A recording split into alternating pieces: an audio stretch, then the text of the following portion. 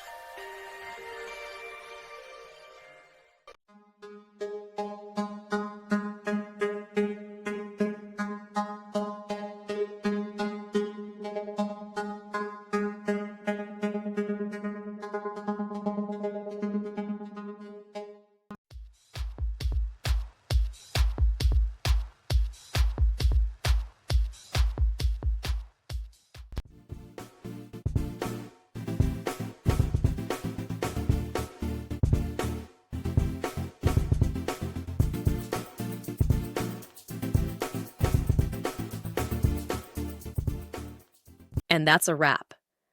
I hope you found the answer you were looking for. If you did, take a second to hit that subscribe button. It really helps out.